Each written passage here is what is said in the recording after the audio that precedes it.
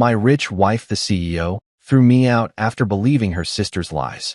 3 weeks later, she asked if I'd reflected instead. I handed her divorce papers. Her sister lost it. You know how they say hindsight's 20/20?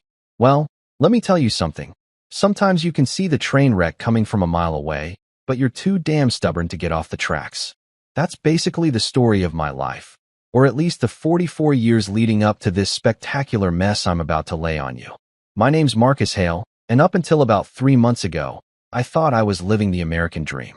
Picture this: a decent-looking guy with a solid career in project management, married to one of the most powerful women in the city. Clara Whitmore. Yeah, that Whitmore, the one whose face graces the cover of Forbes every other month, was my wife. CEO of Whitmore Luxury Real Estate, a company that basically owns half the prime real estate from Manhattan to the Hamptons. When people heard I was married to Clara Whitmore, their jaws would hit the floor so hard you could hear the thud from 3 blocks away. On paper, we were absolutely perfect.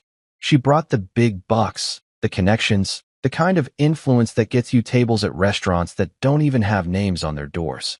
Me? I brought stability, reliability, and what she used to call that charming everyman quality that keeps me grounded. Translation: I was the normal guy who made her feel like she wasn't completely living in an ivory tower made of $100 bills. Our wedding photos looked like something straight out of Architectural Digest. Her penthouse overlooking Central Park, with floor-to-ceiling windows that made you feel like you were floating above the peasants below. The marble kitchen island cost more than most people's cars, and don't even get me started on the wine cellar that housed bottles worth more than my college education. Clara would joke that marrying me was the best investment she'd ever made, and I'd laugh along, thinking she meant it in the sweet, romantic way couples talk about being each other's better halves. Spoiler alert, she didn't. But here's where our fairy tale takes a hard left into nightmare territory. See, Clara had this younger sister, Sabrina Whitmore, and if Clara was the golden child who could do no wrong, then Sabrina was the family's professional disappointment wrapped in designer clothes and an attitude that could curdle milk. Sabrina was 28, unemployed by choice, and had perfected the art of living off her sister's generosity like it was an Olympic sport. She had this whole setup going. Clara paid for her Manhattan apartment, her credit cards, her gym membership, her therapy sessions, her organic juice cleanses, and probably her monthly manicures that cost more than some people spend on groceries. Sabrina liked to call it family support, but the rest of us called it what it was: freeloading with a trust fund twist. From day one, Sabrina looked at me like I was something unpleasant she'd stepped in during her morning jog through Central Park. Not that she actually jogged. Physical exertion was beneath someone of her refined sensibilities. But you get the picture. Every family dinner, every holiday gathering, every casual drop-by visit, she'd give me this look. You know the one. Like she was mentally calculating exactly how much of her sister's money I was going to cost them over the years. The thing about Sabrina was that she had this talent for making her poison sound like concern. Clara, honey, don't you think Marcus seems a little too comfortable with your lifestyle? She'd say, her voice dripping with fake worry. I mean, it's so sweet how he's adapted to luxury so quickly. Almost like he was born for it, you know? And Clara, bless her brilliant but naive heart, would just nod along like Sabrina was dropping profound wisdom instead of passive-aggressive grenades designed to blow up my marriage from the inside. The dinner table conversations became my personal hell. Picture this scene. Clara at the head of the table, discussing her latest multi-million-dollar deal while casually sipping wine that cost more per bottle than most people make in a week.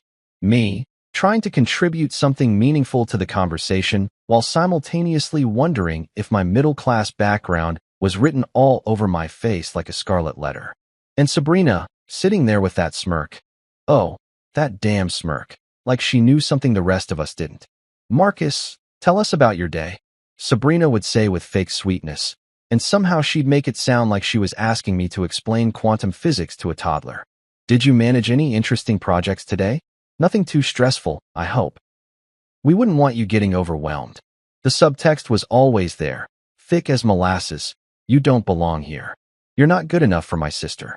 You're just another gold digger with better manners. And slowly, painfully, I started to notice Clara changing. The woman who used to look at me like I hung the moon began studying my face like she was trying to solve a puzzle. Her laugh became more polite than genuine. Her questions about my work started sounding less like interest and more like interrogation. "How was your day, sweetheart?" became, "So what exactly did you accomplish today?" The shift was subtle at first, like watching paint dry or grass grow, but it was there. Every conversation felt like I was being cross-examined by a prosecutor who'd already decided I was guilty. Sabrina was a master manipulator, the kind of person who could plant seeds of doubt so skillfully that you'd swear they grew there naturally. She never outright accused me of anything. That would have been too obvious. Instead, she'd make these little comments, these tiny suggestions that burrowed into Clara's brain like psychological termites. "I just worry about you sometimes, Clara," she'd say during their sister bonding sessions that I wasn't invited to. "You're so trusting, so generous. Some people might take advantage of that beautiful heart of yours."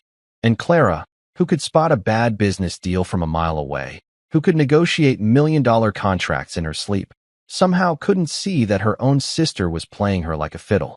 The worst part? I could see it happening. Every single day, I watched my marriage crumble one whispered conversation at a time, one raised eyebrow, one perfectly timed sigh from Sabrina. It was like watching a slow-motion car crash where you're the passenger and someone else is driving straight toward the guardrail. I tried talking to Clara about it once. Big mistake. Huge. She looked at me like I'd just suggested her sister was running a meth lab out of her Park Avenue apartment. "Sabrina loves me, Marcus. She's just looking out for me. Maybe if you tried harder to understand her instead of always being defensive." That's when I realized I was fighting a battle I couldn't win. Because in Clara's mind, I was the outsider, the variable that didn't quite fit the equation of her perfect life. Sabrina had been there first, had 28 years of history and shared memories and inside jokes. I had 3 years of marriage and a growing reputation as the paranoid husband who couldn't handle his sister-in-law's honest concern. But here's what neither of them knew. I might have been the stable, reliable, everyman husband, but I wasn't stupid. And I sure as hell wasn't going down without a fight. They thought they had me figured out. They thought I'd just roll over and accept whatever fate they decided for me. Boy, were they wrong. If I thought Chapter 1 was bad, let me tell you about the masterclass in psychological warfare that Sabrina put on during the following months. This woman didn't just thrive on drama. She practically had a PhD in it. I'm talking about someone who could create conflict in an empty room and somehow make it everyone else's fault.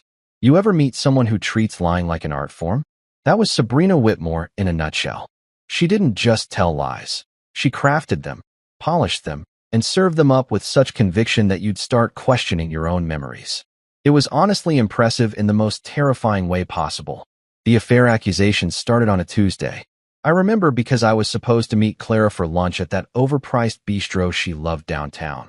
The kind of place where they charge $30 for a salad and call it artisanal.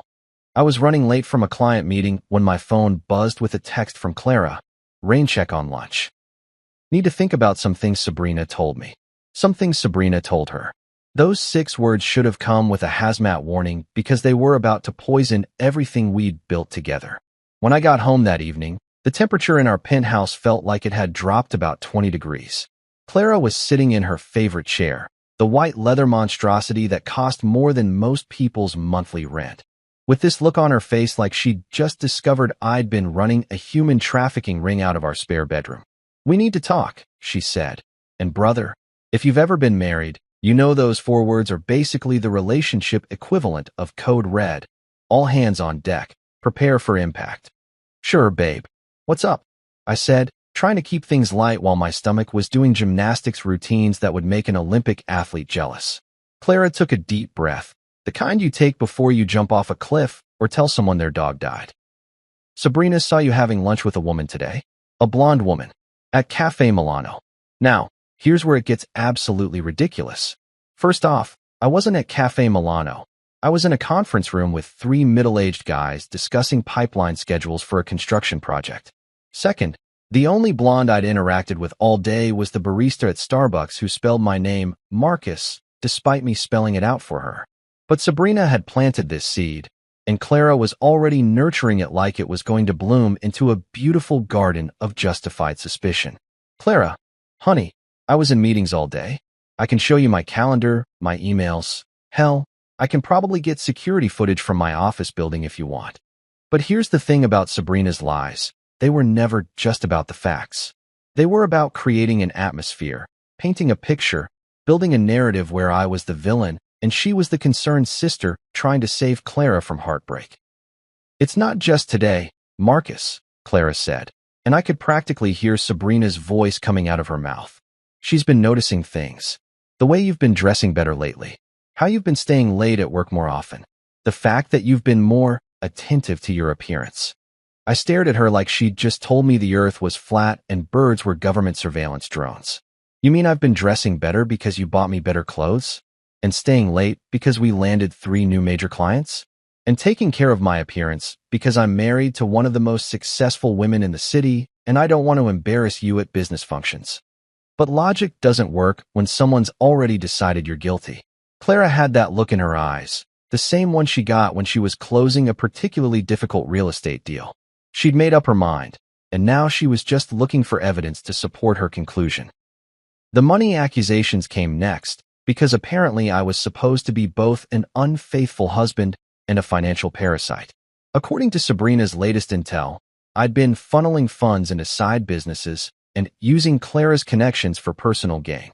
This was rich coming from someone whose only job was professionally spending her sister's money.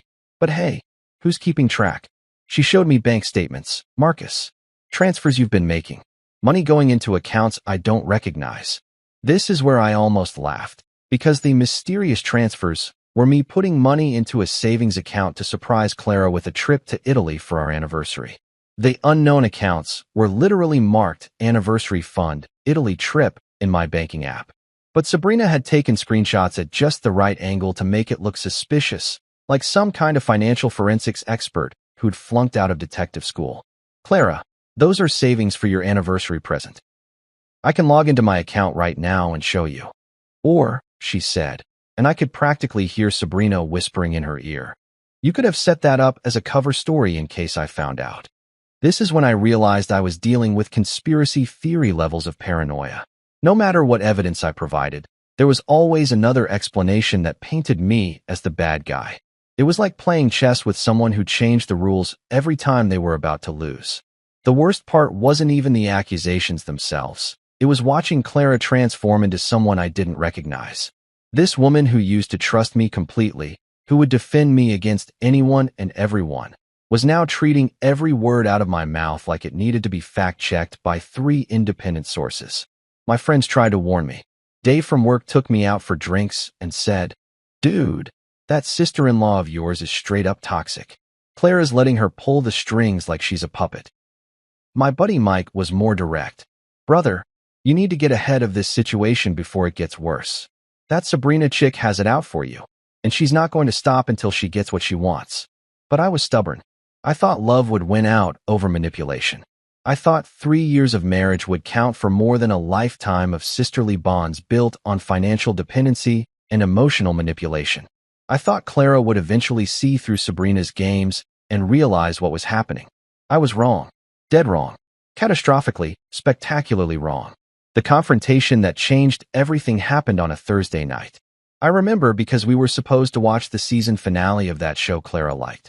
The one about rich people with rich people problems that somehow made our actual rich people problems seem quaint by comparison. Instead, Clara was waiting for me in the living room with what looked like a full presentation prepared. I'm talking printed emails, highlighted bank statements, a timeline of my alleged infidelities that would have impressed a federal prosecutor. Sabrina's fingerprints were all over it, but Clara presented it like she'd uncovered it all herself. "I can't do this anymore, Marcus," she said, her voice colder than a Manhattan winter. "Sabrina wouldn't lie to me about something this serious. She loves me. She's looking out for me. And everything she's told me, it all adds up." That's when I knew I'd lost. Not because of anything I'd done, but because Sabrina had played the long game perfectly. She'd convinced Clara that love meant suspicion, that trust was naive, and that the sister who'd been bleeding her dry financially was more reliable than the husband who'd been building a life with her. Looking back, I should have seen it coming. But sometimes when you're in the middle of the storm, you can't see the hurricane forming around you. The house that once felt like home had officially become enemy territory. You know that moment in movies where the protagonist gets the rug pulled out from under them, and there's always this dramatic music swelling in the background while they stand there looking shocked and betrayed? Well, real life doesn't come with a soundtrack. And let me tell you, getting kicked out of your own home is a lot less cinematic and a lot more soul-crushingly pathetic than Hollywood would have you believe. It was a Friday evening in October. I remember because the leaves in Central Park were just starting to turn, and I'd been thinking about how Clara and I used to take walks through there during our first autumn together. Funny how your brain focuses on the stupidest details when your world's about to implode. I'd just gotten home from work, loosening my tie and looking forward to a quiet weekend. Maybe ordering from that Thai place Clara liked. Watching something mindless on Netflix. You know, normal married couple stuff. Instead, I walked into what felt like a corporate boardroom meeting where I was both the defendant and the guy who didn't get the memo about what he was being accused of. Clara was standing in our living room. Excuse me, her living room, as I was about to be reminded, wearing that navy blue power suit that meant business. Not the fun kind of business, either. The kind of business that ends with someone getting fired, divorced, or in my case, both simultaneously. Her arms were crossed. Her expression was colder than a penguin's ass in Antarctica, and behind her, like some sort of designer-dressed demon whispering in her ear, stood Sabrina with a smirk that could have powered half of Manhattan. "We need to talk," Clara said, which was becoming her favorite phrase lately. It was like she'd trademarked those 4 words and decided to use them as a weapon of mass destruction against my peace of mind. "Okay," I said, setting down my briefcase and trying to read the room. The vibe was somewhere between funeral parlor and execution chamber, which should have been my first clue that this wasn't going to be a conversation about weekend plans or whose turn it was to pick up the dry cleaning. Clara took a deep breath, the kind you take before you perform surgery or demolish a building. "Pack your things, Marcus. I can't trust you anymore." Just like that. No preamble, no lengthy explanation, no dramatic build-up. Just a sentence that hit me like a freight train carrying a cargo load of what the actual hell. I stood there for a moment, waiting for the punchline or the hidden camera crew or literally anything that would make this make sense. "I'm sorry, what?" I managed to say, because apparently my brain had decided to take a little vacation right when I needed it most. "You heard me," Clara said, and her voice had that flat, executive tone she used when she was firing underperforming employees. "I want you out of this house. Tonight. I can't have someone I don't trust living under my roof anymore." Under her roof. Not our roof. Her roof. Because apparently, 3 years of marriage had just been me crashing at Clara's place like some kind of overstayed house guest who'd finally worn out his welcome. Behind her, Sabrina was practically vibrating with satisfaction. She wasn't even trying to hide her glee anymore. The mask was off, the gloves were down, and she was basking in her victory like a cat who'd just caught the biggest, dumbest mouse in the history of pest control. "Clara, honey, let's talk about this," I said, trying to keep my voice calm and reasonable, like I was negotiating a business deal instead of fighting for my marriage. "Whatever Sabrina told you. Don't." Clara held up her hand like a traffic cop stopping a speeding car. "Don't you dare try to turn this around on my sister. Sabrina didn't make you lie to me. Sabrina didn't make you sneak around behind my back. Sabrina didn't make you use me for my money and connections." It was like listening to a greatest hits album of all the garbage Sabrina had been feeding her for months. Suggestion Every that had been accusation, slowly killing our every marriage was twisted right there half-truth, in Clara's every voice, poisonous. delivered with the conviction of someone who'd completely bought into the con. "None of that is true, Clara, and you know it," I said, and I could hear the desperation creeping into my voice despite my best efforts to stay cool. "I've never lied to you. I've never cheated on you. And I sure as hell have never used you for anything. I love you." Sabrina actually snorted at that. Literally snorted, like I'd just told the world's worst joke at the world's most inappropriate time. "Oh, please, Marcus. Save the performance for someone who's buying tickets. I'm not talking to you," I said, turning to look directly at her for the first time since this nightmare conversation started. "In fact, I'm pretty sure none of this is any of your damn business. It became my business the moment you started hurting my sister." Sabrina shot back, her voice dripping with fake righteous indignation. Clara deserves better than someone who lies to her face every single day. That's when Clara stepped in, and the way she positioned herself, slightly in front of Sabrina, like she was protecting her from me, told me everything I needed to know about where her loyalties lay. Sabrina wouldn't lie to me about something this serious. Marcus. She loves me. She's looking out for me. And frankly, she's been right about you from the beginning. Right about me from the beginning. As in, Sabrina had been planning my downfall since day one, and Clara was just now admitting it out loud.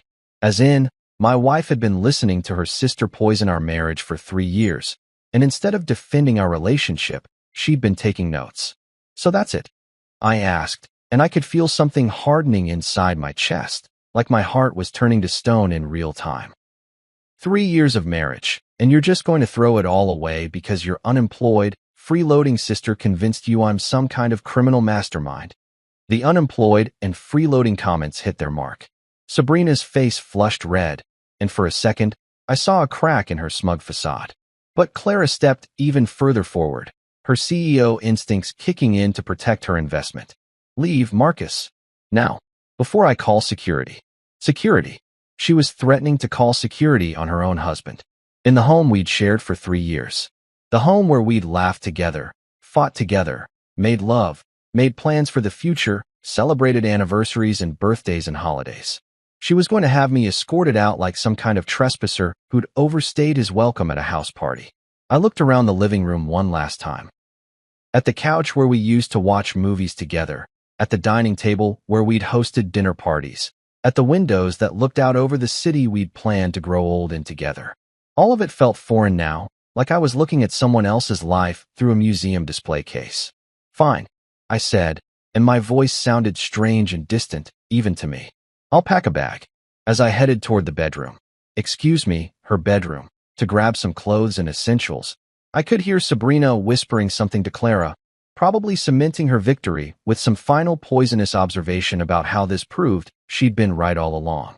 I threw some shirts, pants, underwear, and toiletries into a single duffel bag, moving on autopilot while my brain tried to process what had just happened. 3 years of my life, reduced to whatever I could fit in one bag during a 10-minute packing session while my wife's sister watched from the doorway, like a prison guard making sure I didn't steal the silver. When I walked back into the living room, Clara was standing by the door, holding it open like she couldn't wait to get me out of her sight. Sabrina was practically bouncing on her toes with excitement. This is a mistake, Clara, I said one last time. And someday you're going to realize it. The only mistake I made was trusting you in the first place, she replied, not even looking at me. So I walked out. I walked out of the penthouse, out of the building, out of the life I'd built with someone I thought loved me enough to at least give me the benefit of the doubt. The door closed behind me with a sound that felt like a coffin lid slamming shut. Standing on the sidewalk with my single bag, watching taxis and pedestrians go about their normal Friday evening routines, I felt something I hadn't expected. Relief. Underneath all the hurt and anger and betrayal, there was this weird sense of relief. Like I'd finally stopped pretending everything was okay when it clearly wasn't. They thought they'd won. They thought I'd come crawling back, begging for forgiveness and promising to be a better boy. They had no idea what they'd just unleashed. You ever been to one of those fancy spas where they put you in a sensory deprivation tank and tell you it's supposed to be therapeutic? Well, let me tell you about the 3 weeks I spent in my crappy downtown apartment, because it was basically the same experience, except instead of finding inner peace, I was plotting the most elegant revenge in the history of marital warfare. My new place was what real estate agents like to call cozy, and normal people call a shoebox with delusions of grandeur. 600 square feet of pure mediocrity, complete with a refrigerator that sounded like a dying whale, and neighbors who apparently thought practicing interpretive dance at 2 in the morning was a perfectly reasonable life choice. After 3 years of living in Clara's penthouse palace, this place felt like I'd been demoted from first class to the cargo hold of life. But you know what? It was mine. Nobody could kick me out of it. Nobody could stand in the living room and tell me to pack my things because they didn't trust me anymore. And most importantly, nobody could fill the air with poisonous whispers about what a terrible person I was while I was trying to watch Netflix and eat cereal for dinner like a functioning adult. The first few days were rough, I'll admit it. I spent a lot of time staring at the ceiling, wondering how the hell my life had taken such a hard left turn into Crazyville. I'd wake up in the morning and reach for Clara. only to remember that Clara was probably having champagne breakfast with her psychotic sister, celebrating their victory over the evil husband who'd apparently been running some kind of long-con marriage scam for 3 years. But here's the thing about hitting rock bottom. It's actually pretty solid ground to build on. And while I was sitting there in my apartment, eating takeout Chinese food and wondering if this was what a midlife crisis looked like, something interesting started happening. My phone wasn't ringing. Not once. Not a single call from Clara asking how I was doing, or if I was okay, or if maybe we should talk about things like adults instead of letting her sister orchestrate my exile, like some kind of designer-dressed puppet master. Radio silence. Complete and total radio silence. Which told me everything I needed to know about how much my 3-year marriage had really meant to her. Apparently, throwing out your husband was like throwing out old furniture. Once it's gone, you don't really think about it anymore. But Sabrina? Oh, Sabrina was having the time of her life. Social media became her personal victory lap, and I got to watch the whole show from my front row seat in Loserville. Instagram stories featuring expensive lunches with captions like, "So grateful for family, who really have your back." Facebook posts about toxic people and how sometimes you have to cut dead weight to truly flourish. Twitter updates about supporting strong women who deserve better. Each post was like a little digital middle finger aimed directly at me. And the worst part? She was doing it all from Clara's accounts, Clara's events, Clara's money. The unemployed sister who'd never worked a day in her life was playing social media influencer with someone else's success. And somehow, I was the villain in this story. But instead of getting pissed off, which is what the old Marcus would have done, I started getting curious. Because here's what didn't add up. If I was such a terrible husband, such a lying, cheating, money-grabbing scumbag, why wasn't Clara talking about it? Why wasn't she posting her own free-at-last celebration posts? Why was Sabrina doing all the public victory dancing while Clara stayed conspicuously quiet? That's when I started paying attention to the details. And brother, when you're a project manager who spent 20 years of his career catching other people's mistakes and fixing other people's messes, you develop a pretty good eye for things that don't quite line up. Like the fact that Clara's company had been unusually quiet lately. No big announcements, no new developments, no press releases about record-breaking sales quarters. For a woman who usually treated her business success like a full-contact sport, the silence was deafening. Like the fact that Sabrina's social media posts, while frequent and obnoxious, were all taking place at the same handful of locations.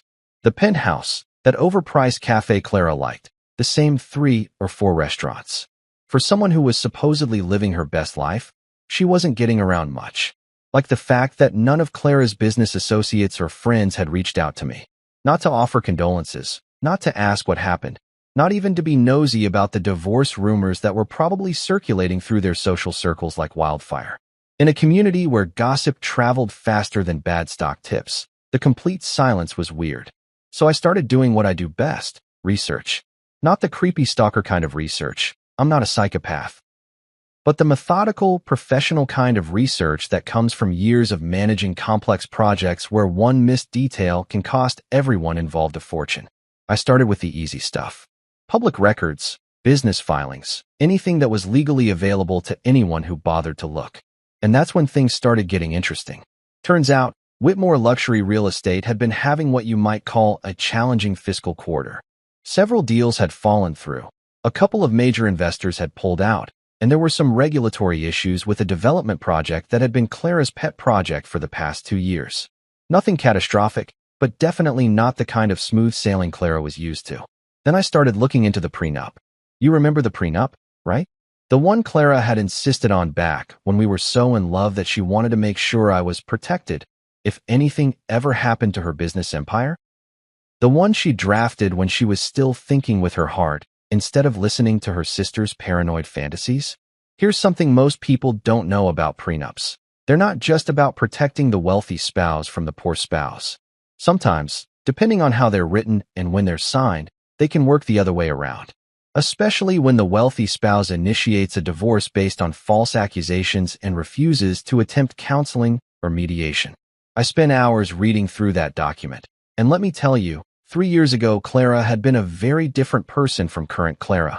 3 years ago Clara had been madly in love and wanted to make sure I felt secure in our marriage. She'd insisted on clauses that would protect me if she ever became abusive, controlling, or unfaithful. She'd included provisions for substantial alimony if the marriage ended due to her misconduct or unreasonable behavior. Unreasonable behavior. Like, say, throwing your husband out of the house based on lies told by your freeloading sister, without any evidence of actual wrongdoing, and refusing to even attempt to work through your problems like adults. Current Clara probably didn't even remember those clauses. She'd been so focused on protecting her assets from a hypothetical bad husband that she'd accidentally created a legal safety net for the good husband she was about to throw away. While I was discovering this interesting legal tidbit, I also started documenting everything. Screenshots of Sabrina's social media posts, particularly the ones that could be interpreted as harassment or defamation. Records of all my attempts to contact Clara and work things out. Evidence of my actual whereabouts during the times Sabrina claimed I was having affairs or conducting mysterious business meetings. And slowly, quietly, methodically, I started building a case that would have made my old law school professors proud. Not because I was planning to destroy anyone. I'm not a vindictive person by nature.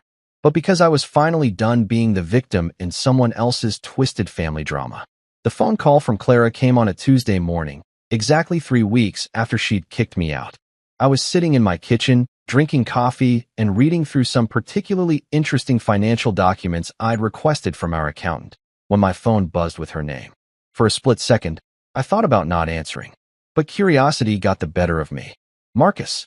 Her voice sounded different. Smaller. Less certain. We need to talk. Have you had time to reflect? Reflect. Like I was a naughty child who'd been sent to his room to think about what he'd done wrong.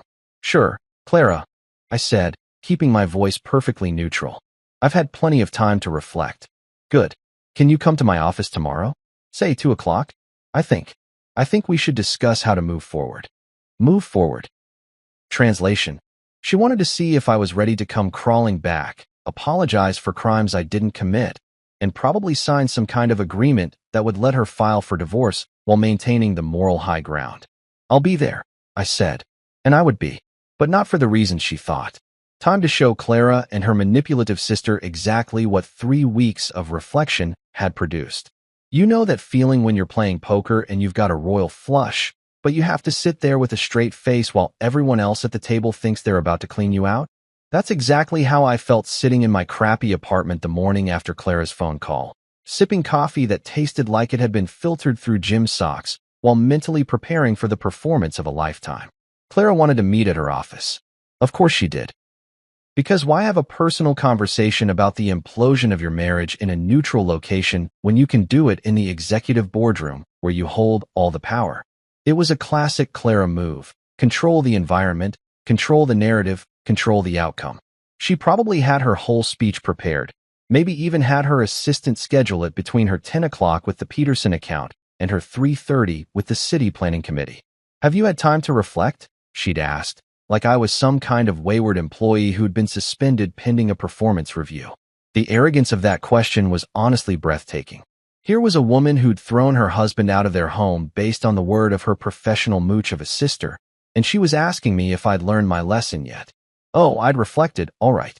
I'd reflected so hard I was practically a goddamn philosopher at this point. I spent the morning getting ready like I was preparing for war, which, in a way, I was. Shower, shave, the whole 9 yards. I put on my best suit, the charcoal gray one Clara had bought me for her company's annual gala last year, back when she was still proud to have me as arm candy at her business functions. Ironic, really. I was about to use her own gift to look professional while I systematically dismantled the assumptions that had led to this moment. The briefcase was the key prop in today's little drama. Black leather, expensive looking, the kind of thing that screams serious business in any corporate setting. Clara had given it to me for our 2nd anniversary, back when she thought having a project manager husband was charming instead of embarrassing. Inside, I'd carefully arranged all my research from the past 3 weeks. Copies of the prenup with the relevant sections highlighted, financial records, bank statements, screenshots of Sabrina's social media posts, documentation of my actual whereabouts during the times I was supposedly cheating. But the real beauty of my preparation wasn't what I'd included, it was what I'd left out. Because sometimes the most effective strategy isn't showing all your cards at once. Sometimes it's about letting your opponents think they know what you're holding while you keep the royal flush hidden until the perfect moment. I got to Clara's office building about 20 minutes early, because punctuality was one of those middle-class habits I'd never been able to shake, even after years of living in the penthouse. The lobby was all marble and glass and the kind of aggressive minimalism that screams, "We charge $500 an hour, and we're worth every penny." The security guard nodded at me like he recognized me, which he probably did from all the times I'd come here to surprise Clara with lunch or flowers, or just to be a supportive husband during her particularly stressful weeks. Those days felt like they belonged to someone else's life now. I took the elevator to the 15th floor, listening to the kind of generic jazz that's designed to make you feel sophisticated while you wait to get screwed over by people in expensive suits. The receptionist, Jessica, I think her name was, smiled at me with that professional warmth that doesn't quite reach the eyes. "Mr. Hale, it's been a while. Mrs. Whitmore is expecting you. Conference room A. Conference room A. The big one. The one with the floor-to-ceiling windows overlooking the city. The one where Clara held her most important meetings with investors and city officials. She wasn't just meeting with me. She was making a statement. This was business now, not personal. I was being summoned to the principal's office to discuss my behavioral issues. I sat in the waiting area, watching Clara's employees go about their daily routines. These were people I'd met at company parties, people who'd congratulated me when Clara and I got married, people who'd probably been gossiping about my mysterious disappearance for the past 3 weeks. I wondered how many of them knew the real story versus Sabrina's version of events. I wondered how many of them actually cared. The thing about corporate environments is that they have this way of making everything feel important and official, even when it's just personal drama dressed up in business attire. But that formality works both ways. If Clara wanted to treat this like a business meeting, then I was going to give her the full professional experience. My phone buzzed with a text from my lawyer. "Documents ready when you are. Give them hell." Documents. Plural. Because while Clara had been spending the past 3 weeks basking in her victory over the terrible husband, I'd been doing something she apparently hadn't considered. I'd been getting legal advice from someone who actually knew what they were talking about. At exactly 2 o'clock, Jessica appeared at my side with that same professional smile. "Mrs. Whitmore is ready for you now." I followed her down the hallway, past the motivational posters and awards and photographs of Clara shaking hands with various important-looking people. This was her domain, her kingdom, her carefully constructed monument to success and control. And in about 10 minutes, I was going to show her exactly how much control she actually had over this situation. The conference room door opened, and there she was. Clara, sitting at the head of the long mahogany table like she was chairing a board meeting instead of having a conversation with her estranged husband. She looked good. She always looked good, but there was something different about her face. Tired, maybe, or stressed. The past 3 weeks hadn't been as easy as she'd pretended. And there, sitting to her right like some kind of evil advisor, was Sabrina. Because of course Sabrina was there. Of course the woman who'd orchestrated this entire situation would want to be present for my humiliation. She was probably planning to live tweet the whole thing. "Marcus," Clara said, gesturing to the chair across from her. "Please sit down." I sat down and placed my briefcase on the table with deliberate care. Both women looked at it with curiosity, probably wondering what pathetic collection of apologies and promises I'd brought to grovel my way back into their good graces. "Thank you for coming," Clara continued, slipping into her CEO voice like putting on a familiar jacket. "I hope these past few weeks have given you time to think about everything that's happened between us. Everything that's happened between us.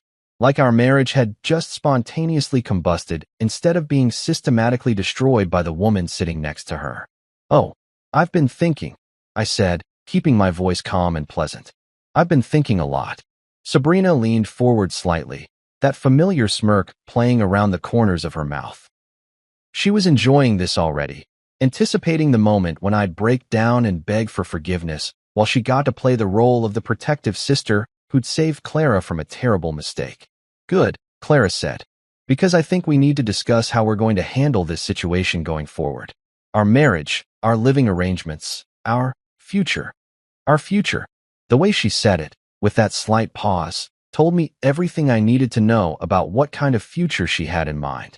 There would be a divorce, probably with me taking the blame for the whole mess. There would be a settlement, probably heavily weighted in her favor.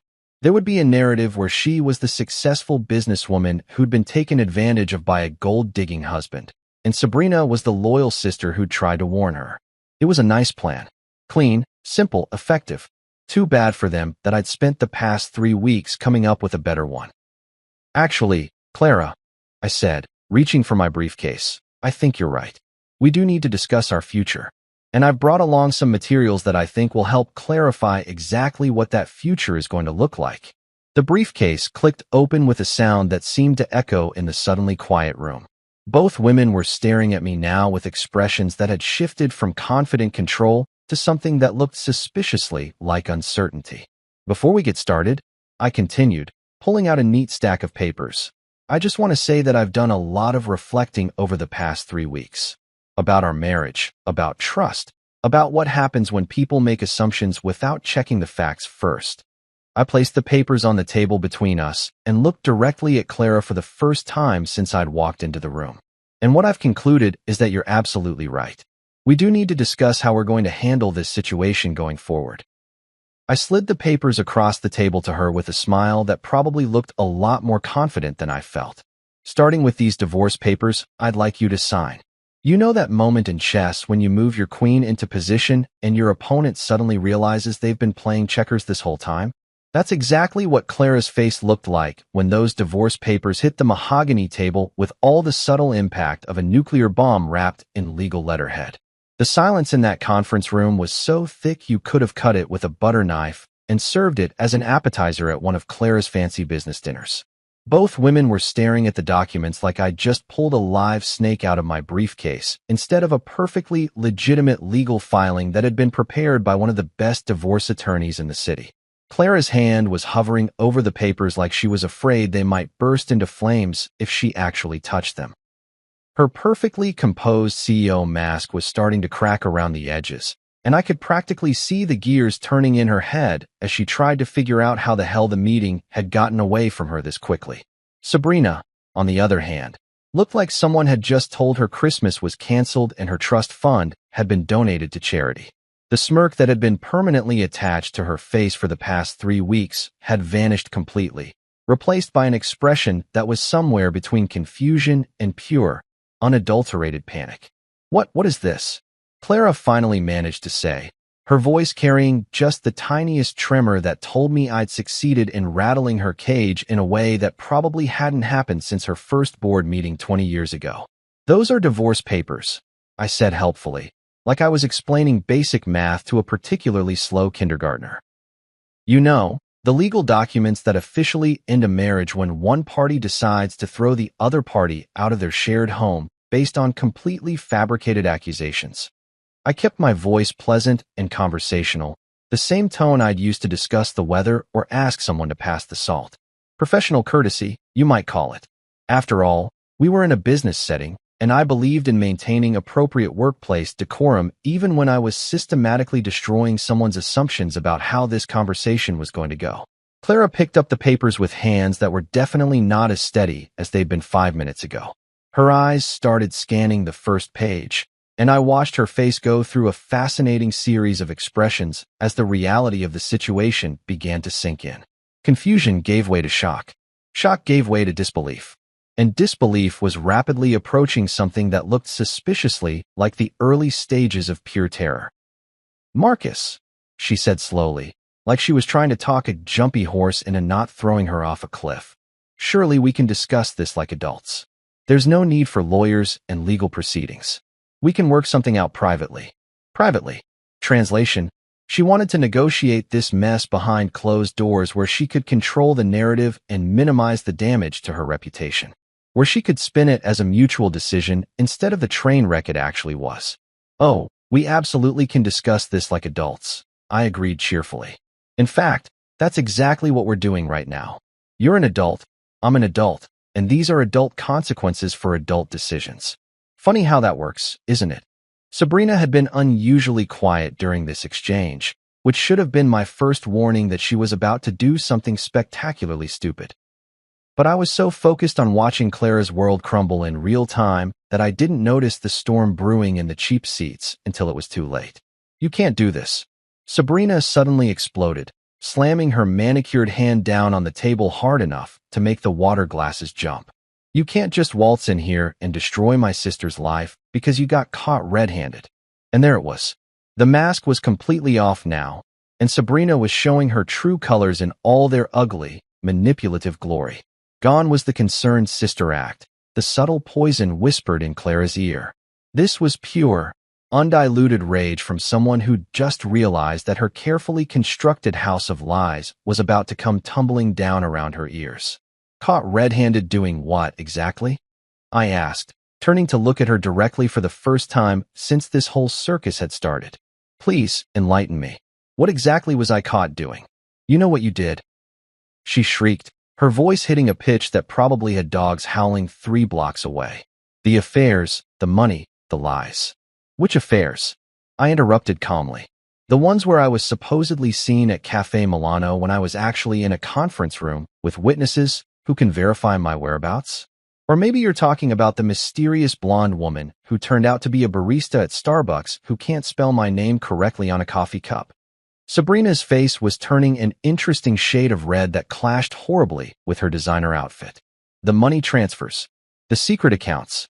You mean my anniversary savings account?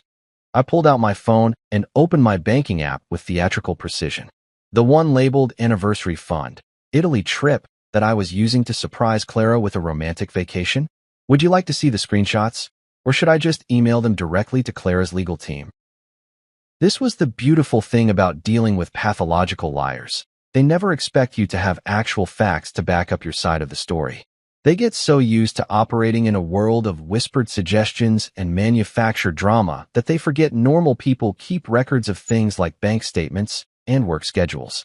Clara was still reading through the divorce papers, and I could tell she'd gotten to the really interesting parts because her face had gone from pale to absolutely ghostly. She was looking at the prenup clauses, the ones that spelled out in excruciating legal detail exactly what happened when a marriage ended due to unreasonable behavior on the part of the wealthy spouse. Unreasonable behavior. Like refusing to investigate accusations before acting on them. Like throwing your spouse out of the marital home without cause. Like prioritizing the word of a financially dependent family member over the person you'd promised to love, honor, and trust until death do you part. Marcus, Clara said quietly, and for the first time in months, she sounded like the woman I'd married instead of the CO who'd been interrogating me over dinner for weeks. These clauses, I don't remember agreeing to these terms.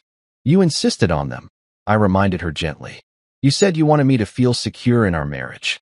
You said you never wanted me to worry that you might use your wealth as a weapon against me if things got difficult. The irony was so thick you could have used it to pave roads. Clara had been so concerned about protecting me from hypothetical future Clara that she'd accidentally created a legal safety net for exactly this situation. Sabrina was reading over Clara's shoulder now, and I watched her face go from red to white to an interesting shade of green as she realized what those highlighted sections actually meant. Her sister, her meal ticket, her source of income, her entire lifestyle, was about to become significantly less wealthy, and it was all because of the lies Sabrina herself had planted. Clara, you can't sign this, Sabrina whispered urgently. There has to be another way. You can fight it. You can. Fight what? Clara asked, and her voice sounded hollow and defeated. Fight the prenup I insisted on. Fight the documented evidence that Marcus wasn't actually cheating. Fight the fact that I threw my husband out of our home based on accusations I never bothered to verify. She looked up at me, and for a moment, I saw a flash of the woman I'd fallen in love with 4 years ago. The one who was brilliant and successful, but also vulnerable and uncertain beneath all that corporate armor. How much? She asked quietly. I pretended to think about it for a moment, even though I'd memorized every single clause and calculation weeks ago.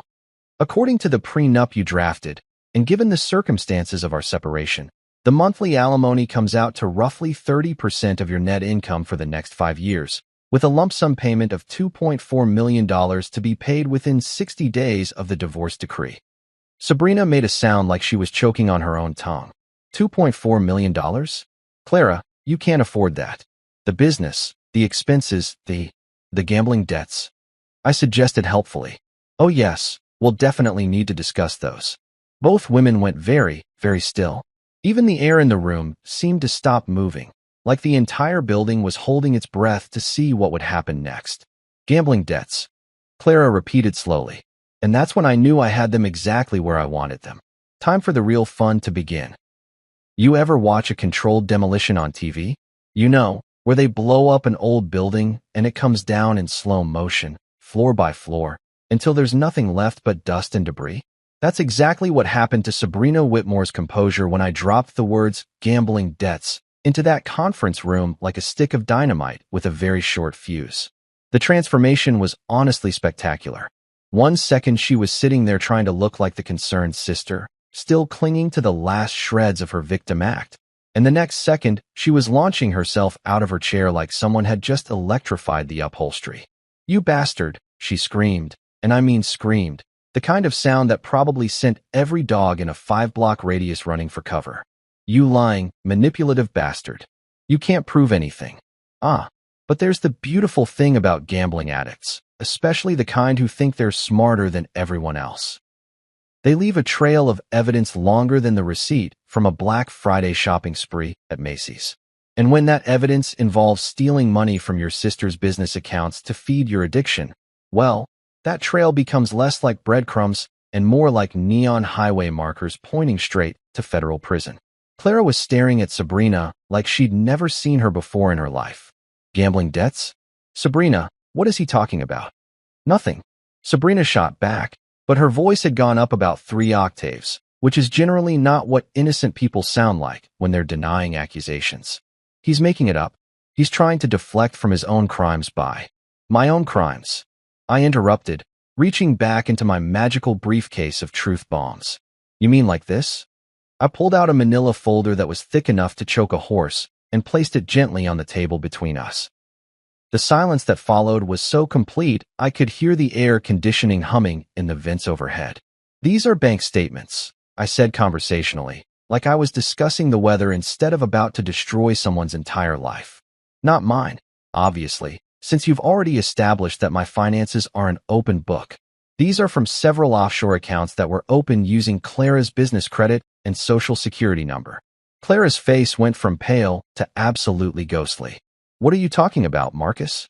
"Well, it's interesting," I continued, opening the folder and spreading out the documents with the kind of care usually reserved for handling ancient manuscripts. "It seems someone has been making regular transfers from Whitmore Luxury Real Estate's operating accounts into these offshore holdings for the past 18 months.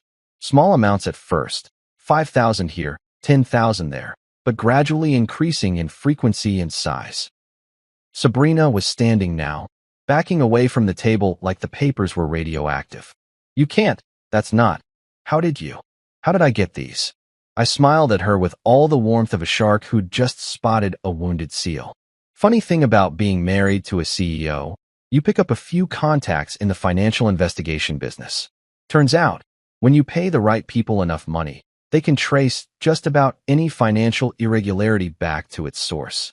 I pulled out another sheet. This one with highlighted sections that looked like a Christmas tree had exploded all over it. This particular account shows regular withdrawals at various casinos in Atlantic City, Las Vegas, and, my personal favorite, an online poker site called Lucky Lady's Last Chance. Really classy name, by the way. Very subtle.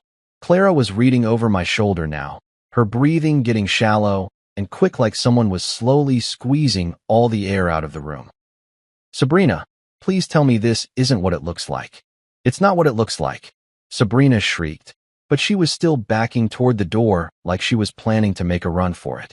"He's fabricated all of this. He's trying to frame me because he knows he's caught."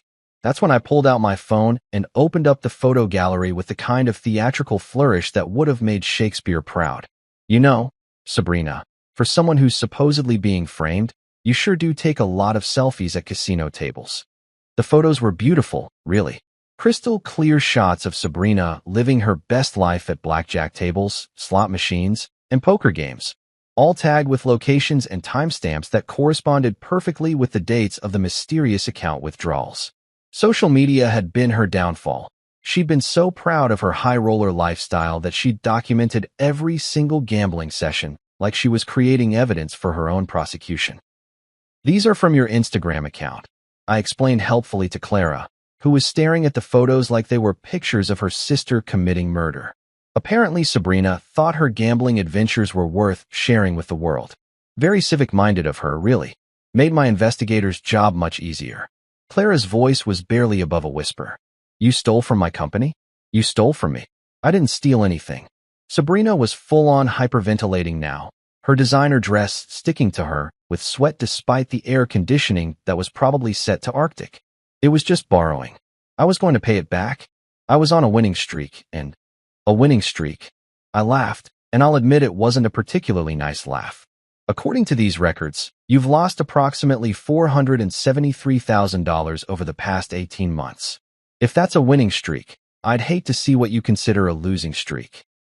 The number hit Clara like a physical blow. She actually staggered backward and had to grab the edge of the conference table to keep herself upright. $473,000? Sabrina, that's almost half our emergency operating fund. It would have been more, I added cheerfully, but the accounts got flagged by the fraud prevention system last month. Turns out banks get suspicious when someone suddenly starts making large transfers to offshore gambling sites. Who knew? That's when Sabrina completely lost what was left of her mind. She started screaming.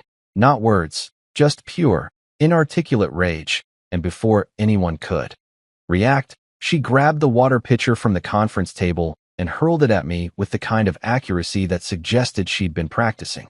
I ducked. The pitcher shattered against the wall behind me in a very satisfying explosion of glass and water, and suddenly the conference room looked like a hurricane had blown through it. "You destroyed everything," she screamed, advancing on me with her hands curved into claws like she was planning to scratch my eyes out. "Everything I worked for, everything I built, everything you built." Clara's voice cut through the chaos like a sword through silk. "You built nothing, Sabrina. You've never worked a day in your life. You've been living off my money, stealing from my company, and apparently lying to me about everything for years."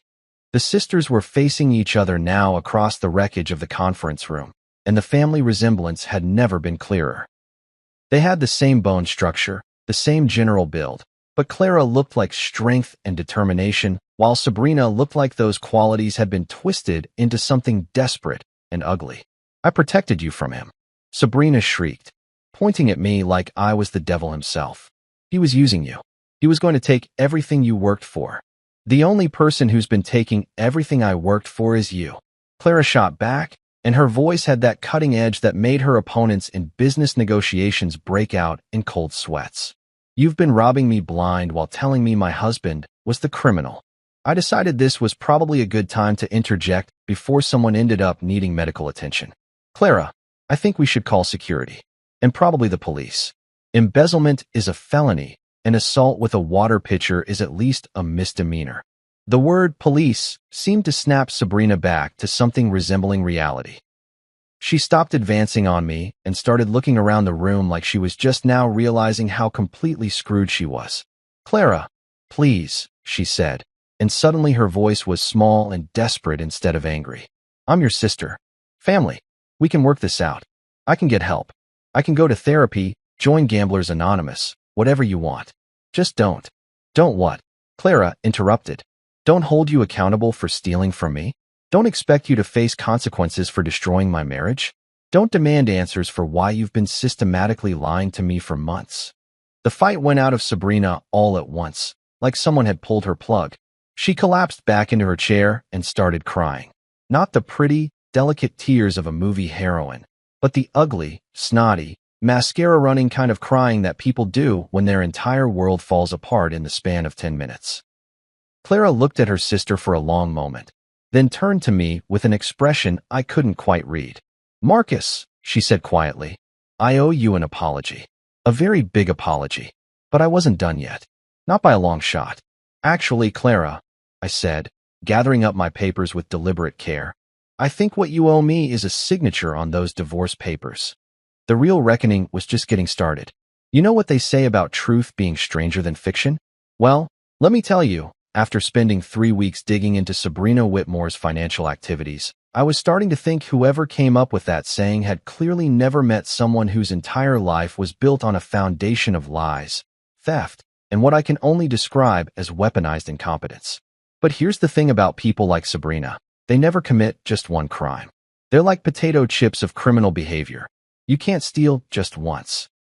And while I was watching her have her dramatic meltdown in Clara's conference room, I realized I hadn't even gotten to the really juicy stuff yet.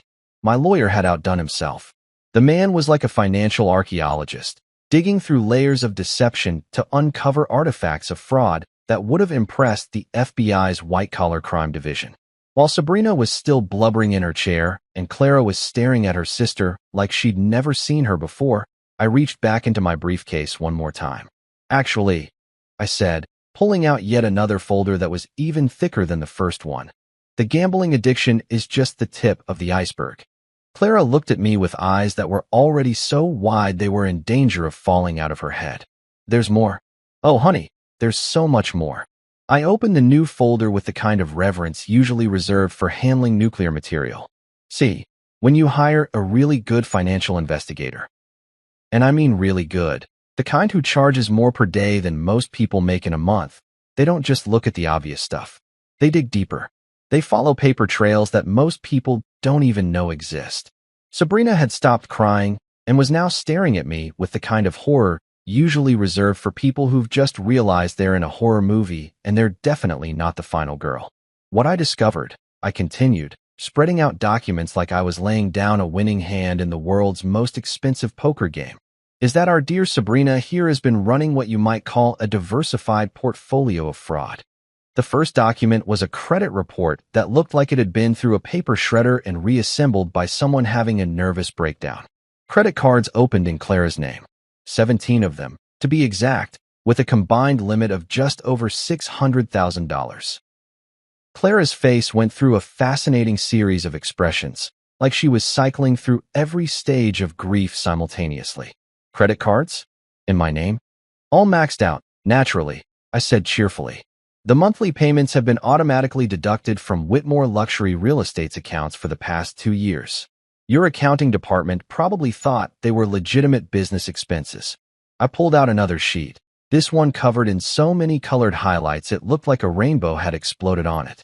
Then there are the loans. Personal loans, business loans, something called a luxury lifestyle advance from a company that I'm pretty sure is just 3 guys in a basement somewhere who charge interest rates that would make loan sharks blush. Sabrina was making small whimpering sounds now, like a dog that knows it's about to get taken to the vet for something unpleasant. Clara, on the other hand, was getting that focused look she got when she was about to destroy someone in a business negotiation. How much? Clara asked, and her voice had gone completely flat and emotionless, which anyone who knew her would recognize as a very, very bad sign.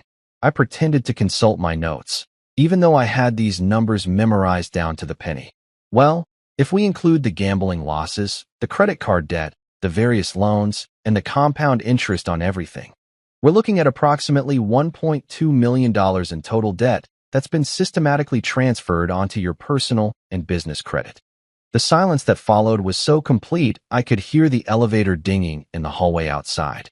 Clara was staring at the documents like they were written in a foreign language, and Sabrina looked like she was seriously considering whether jumping out the 15th floor window would be preferable to whatever was about to happen next. But wait, there was more.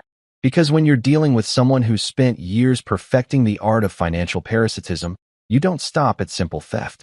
You branch out into more creative endeavors. Oh, and then there's the real estate, I said, pulling out what looked like a stack of property deeds and mortgage documents. Turns out Sabrina has been quite the entrepreneur in the property investment business. Clara's head snapped up. What property? 3 condos in Miami, a beach house in the Hamptons, and, this is my personal favorite, a timeshare in Aspen that apparently comes with its own private ski instructor. I spread out the paperwork with the kind of care usually reserved for handling evidence at a crime scene. All purchased using loans that were secured against Whitmore Luxury Real Estate's assets. That's impossible, Clara said, but her voice lacked conviction. I would have had to sign off on any loans using company assets as collateral.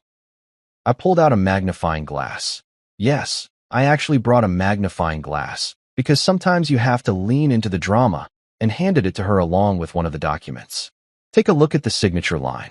Clara examined the signature under magnification, and I watched her face go from confusion to understanding to pure, undiluted rage in the span of about 10 seconds.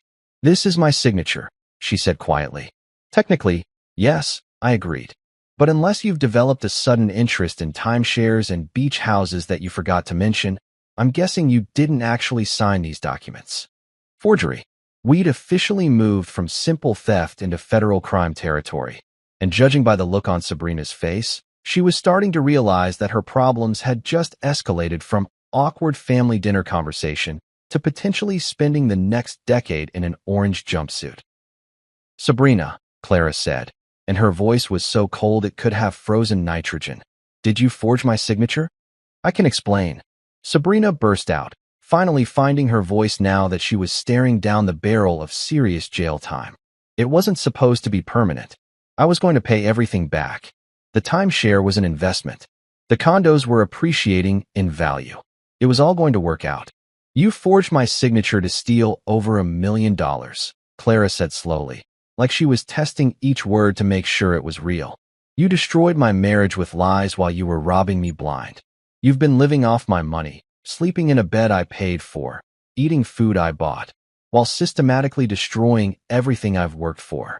The breakdown of their relationship was happening in real time, and it was honestly beautiful to watch. 28 years of sisterly bonds, built on trust and family loyalty and shared childhood memories, crumbling under the weight of documented evidence that Sabrina had been treating Clara like her personal ATM for years. "Clara, I'm your sister," Sabrina wailed, playing her last card with all the desperation of someone who's just realized they're holding a losing hand. "Family. Blood. That has to count for something." "You're right," Clara said, standing up slowly and walking over to where Sabrina was cowering in her chair. "It does count for something. It makes what you've done so much worse." She picked up her phone and started dialing. "Who are you calling?" Sabrina asked, though I think we all knew the answer. "The police," Clara said calmly. "And then my lawyer. And then my accountant. And then probably the FBI, because I'm pretty sure what you've done crosses state lines, which makes it a federal crime." Sabrina started crying again, but this time it wasn't the angry, frustrated crying from before. This was the kind of desperate, hopeless crying that people do when they realize their entire life has just imploded and there's no way to put the pieces back together. Clara looked at me across the wreckage of the conference room, across the destroyed remains of our marriage and her relationship with her sister, and for the first time in months, I saw something in her eyes that looked like respect. "Marcus," she said quietly, "I need to ask you something, and I need you to be completely honest with me." I waited. "Is there any chance at all, that we could find a way to fix this?" And that's when I knew I had her exactly where I wanted her. You know that moment in every revenge movie where the hero has the villain exactly where they want them, and you're sitting there waiting to see if they're going to show mercy or deliver the killing blow. Well, let me tell you something about real life. Sometimes the most devastating thing you can do to someone isn't destruction.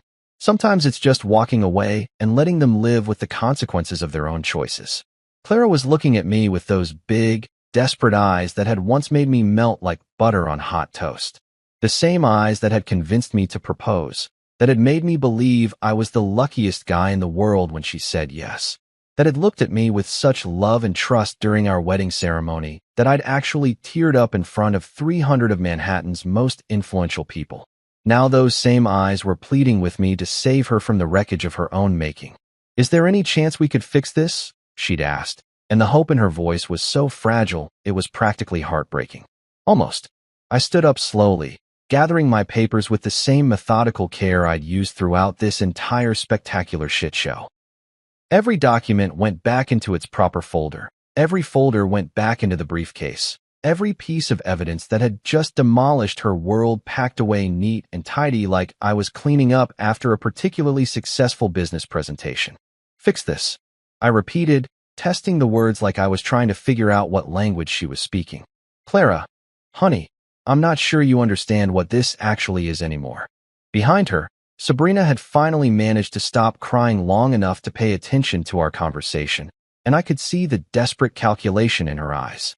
She was probably thinking that if Clara and I got back together, maybe she could somehow wiggle out of the legal nightmare she'd created for herself. Maybe Big Sister would protect her one more time, cover for her crimes, find a way to make all the bad stuff disappear like it always had before. Too bad for Sabrina that those days were officially over. "I know I made mistakes," Clara said, and credit where credit's due. She was trying to maintain some dignity even though her entire world was collapsing around her ears.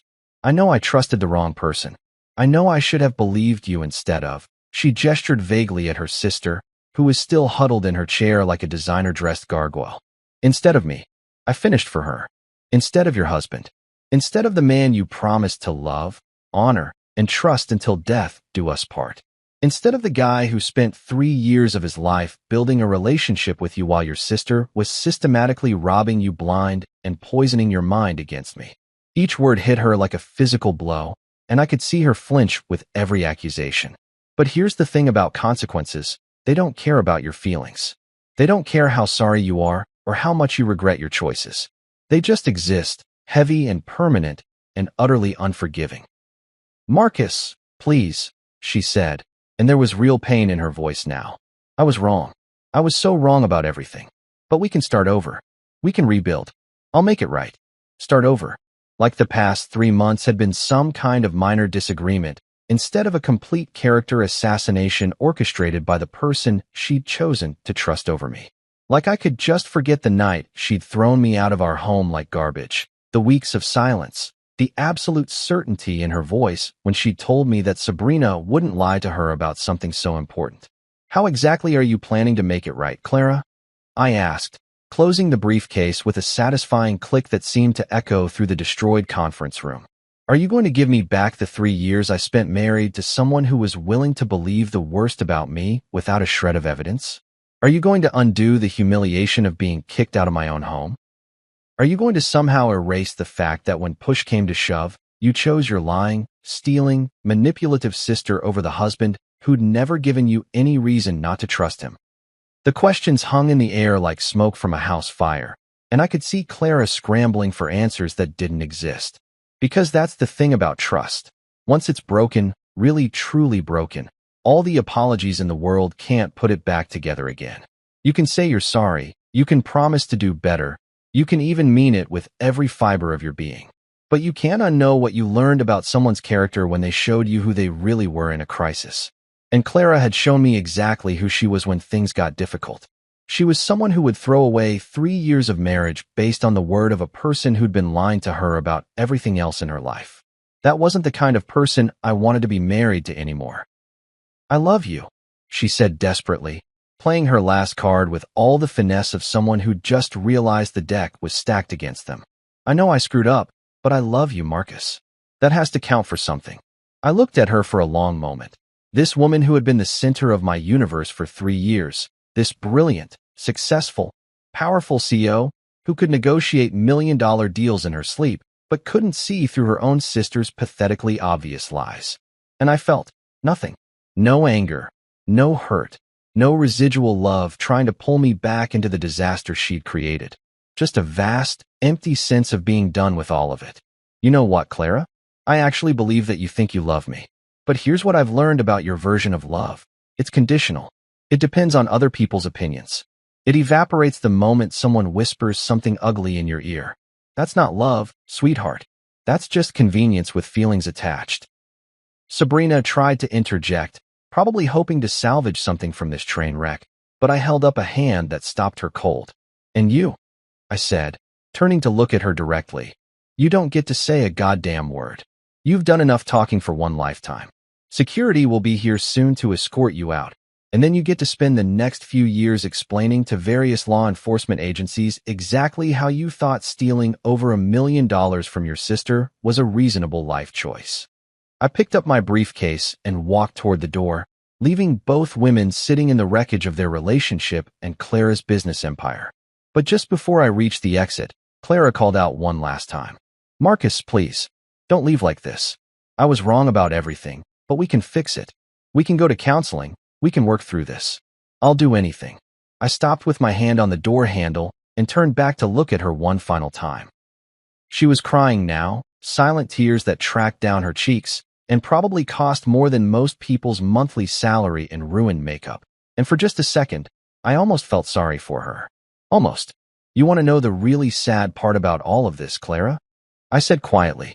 If you had just asked me about any of those accusations, if you had just given me the chance to defend myself instead of deciding I was guilty based on your sister's word, none of this would have happened.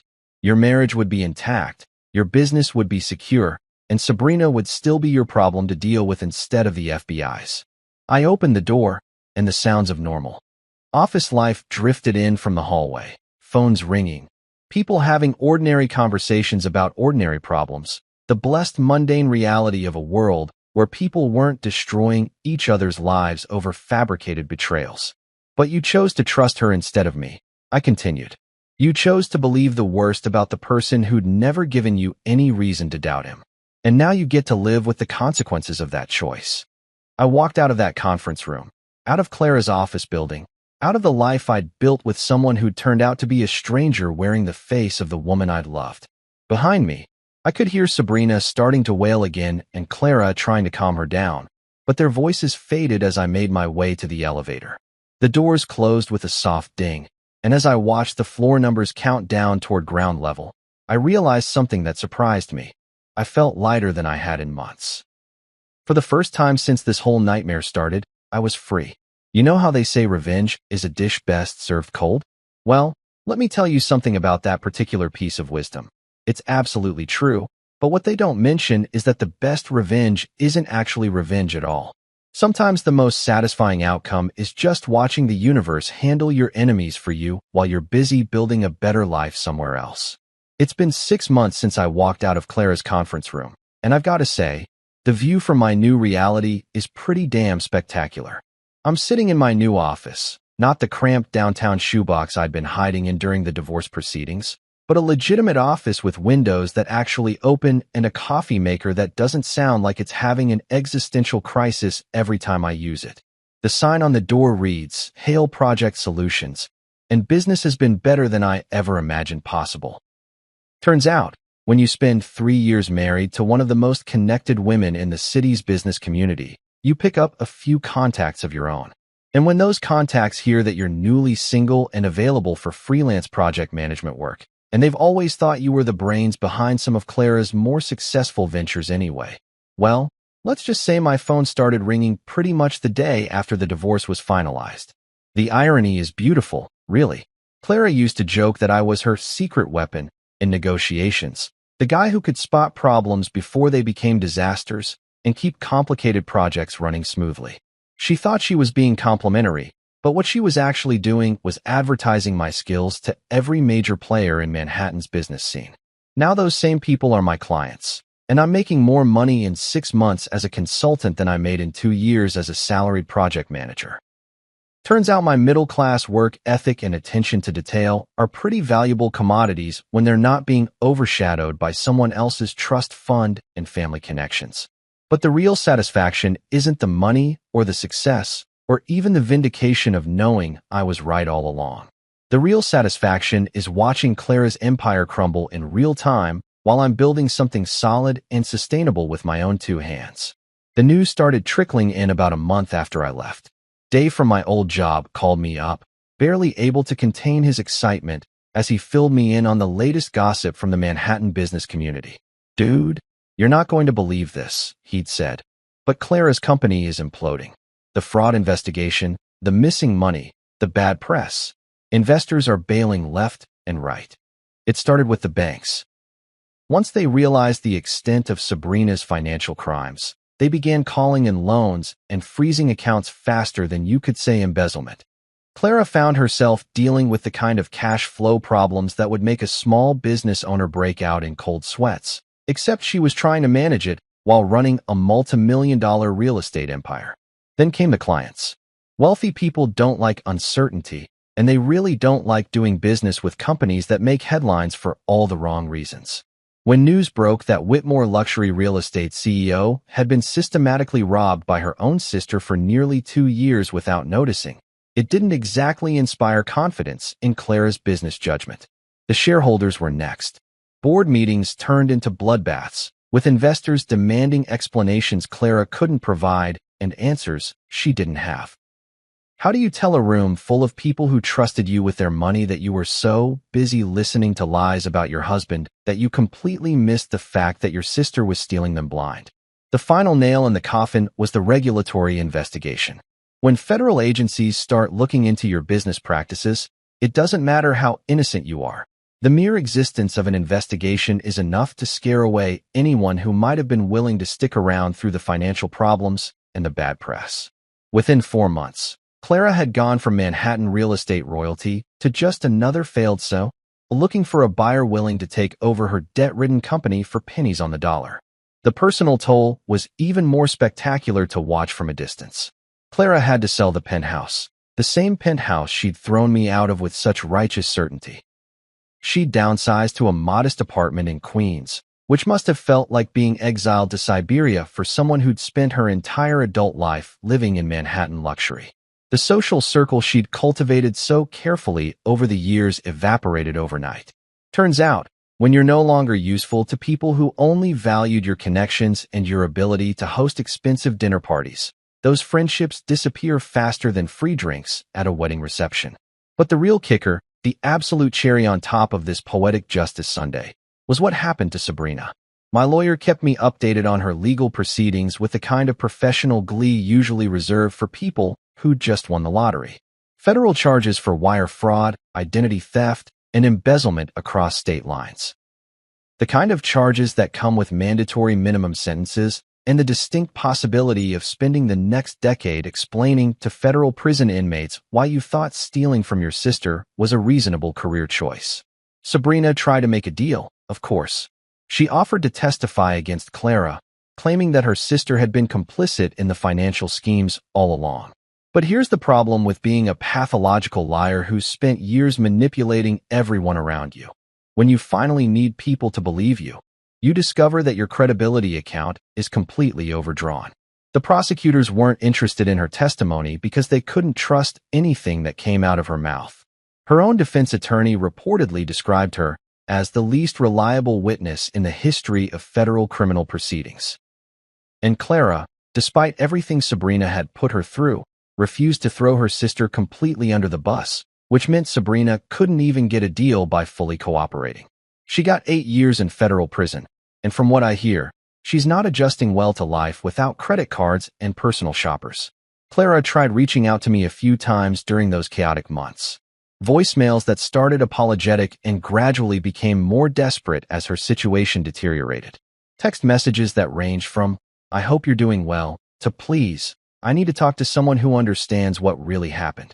I ignored every single one, not out of spite, though I'll admit spite played a small role in my decision-making process. I ignored them because I genuinely had nothing to say to her. What was I supposed to do? Offer comfort to the woman who destroyed our marriage based on lies? Provide business advice to someone who demonstrated such spectacularly poor judgment? Pretend that 3 years of my life hadn't been wasted on someone who valued her sister's manipulation over her husband's honesty? The final paperwork for our divorce was signed on a Tuesday morning in October, exactly 1 year after she'd thrown me out of the penthouse. I met her at the courthouse, neutral ground, lawyers present, everything official and impersonal. She looked smaller than I remembered, worn down by months of stress and financial pressure, and the kind of social isolation that comes from being publicly humiliated in a very small, very gossipy business community. "Marcus," she said as we waited for the judge to process the final documents, "I want you to know that I understand now. About everything. About what she did to us, about what I did to us.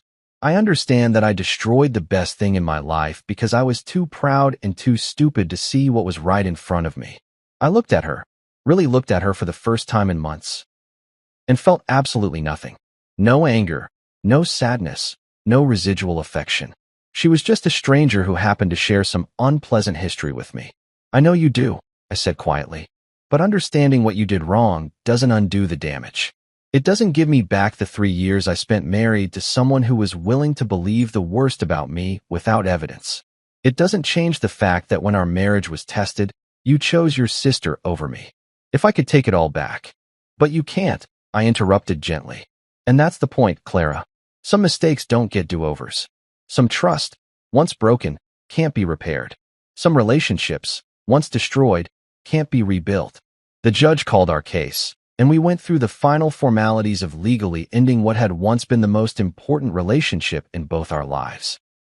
Signatures, stamps, official declarations that Marcus and Clara Hale were no longer married, no longer legally bound to each other, free to pursue separate futures.